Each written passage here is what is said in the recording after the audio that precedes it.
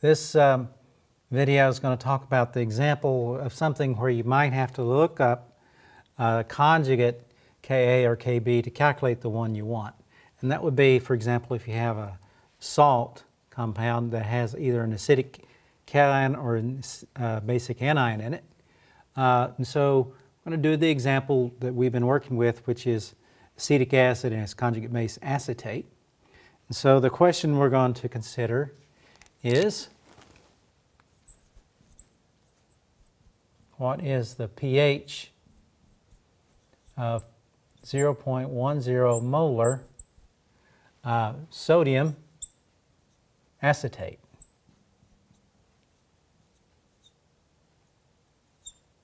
All right, now this is a salt because the first clue is it has sodium in it, which means probably sodium plus, which means this is probably something minus. And then if you say, what is CH3COO minus? And you say, oh, it looks like acetate. So it's going to be basic. So the first thing that happens, for example, if you have a salt, some sort of solid, you're dissolving water, sodium salts are completely soluble, so you get all sodium ions, which are neutral because they are related to a strong base. So sodium ions, once they get away from hydroxide, don't want to come back. Then there's the acetate ion. And it's the acetate ion. We've already seen the equation. It reacts with water in a with Kb equilibrium constant to produce acetic acid and hydroxide, and it's the hydroxide that will make this solution basic. All right, so step one, realize what ions are present in the salt. Step two, identify which one is acetic or basic.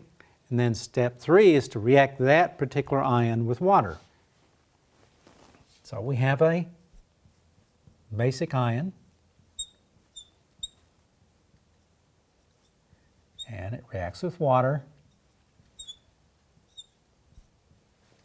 and you have the conjugate, and you have hydroxide. All right, now let's see if we got everything right. We have a balanced chemical equation. The charge is -1 on both sides. The number of atoms is the same on both sides in an acid-base reaction. Additionally, everything has to differ by a proton in its formula from its conjugate. So this only differs by H in formula with this. This has the H on, this has the H off, this has a charge of -1, this is a charge of 0, and so we've transferred a proton to acetate to make acetic acid. And the proton came from water, so after the proton leaves water, you're left with hydroxide. Okay, so we have a Kb reaction for that. And the numerical value, even though it's not in a table, since Ka times Kb for a conjugate pair, mind you, is equal to Kw, then the Ka of acetic acid is a number we can find. That's 1.8 times 10 to the minus 5. Kw is the only constant I want you to know, and that is 1 times 10 to the minus 14. When you do that, you get 5.6 times 10 to the minus 5, 10. Okay, so all well and good. We have a numerical value. We should be able to write down the equilibrium constant expression and then do a nice table and substitute. All right, so it will be the products, which is CH3COOH, hydroxide divided by the acetate, and not the water, it's liquid.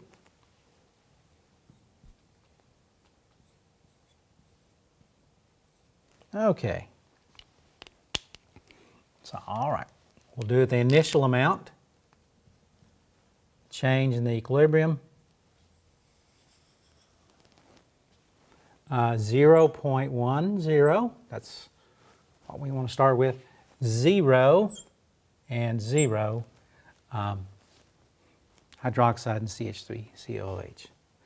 Minus an amount X plus an amount X plus an amount to X.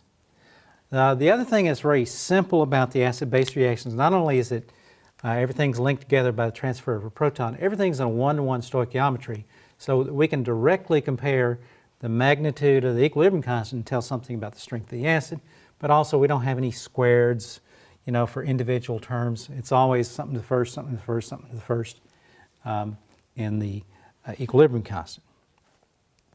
Okay, so at the bottom, we're going to have 0.10 minus X, X, and X.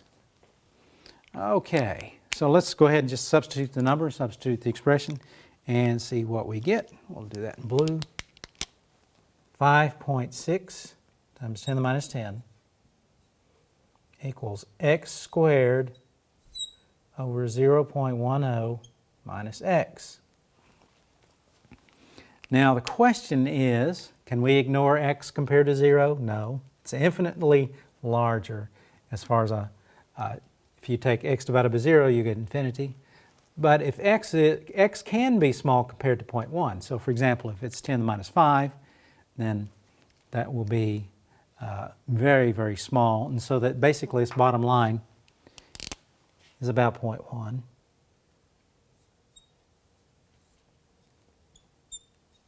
Now that's a very easy equation to solve because we multiply both sides by 0.1. We get 5.6 times 10 minus 10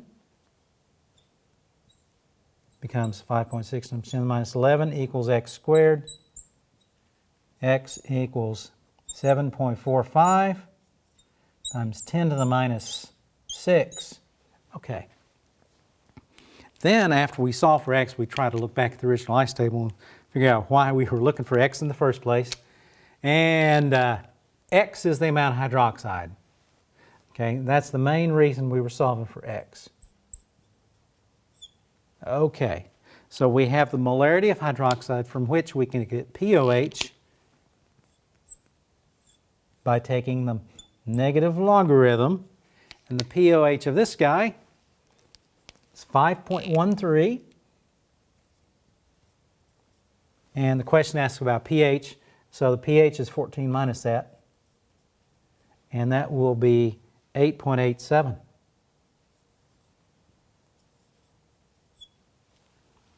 Okay. So this is a base. The pH is slightly basic, but it's not really very high pH. The last thing, we want to think about how much of the acetate we put in there has produced hydroxide. Well, not very much. Very, very small amount X. So most of what's left is still acetate. So you dissolve sodium acetate, you have 0.1 molar sodium, you have 0.1 molar acetate. It a little bit reacts. Basically, you still have 0.1 molar acetate and very, very insignificant amounts of the acetic acid and hydroxide.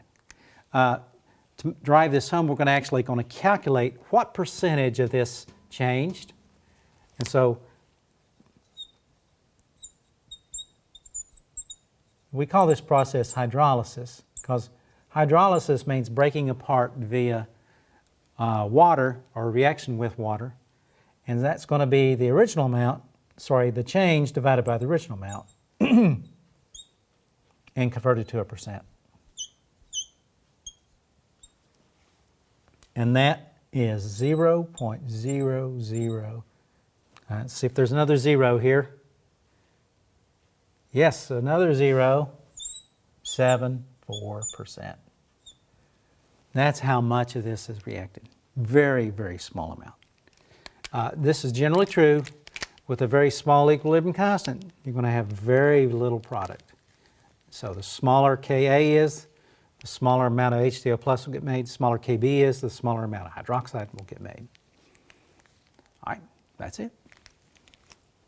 Done.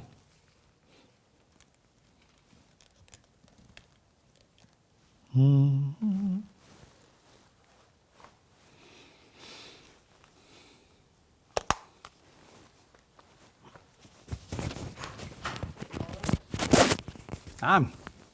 I'm out of here.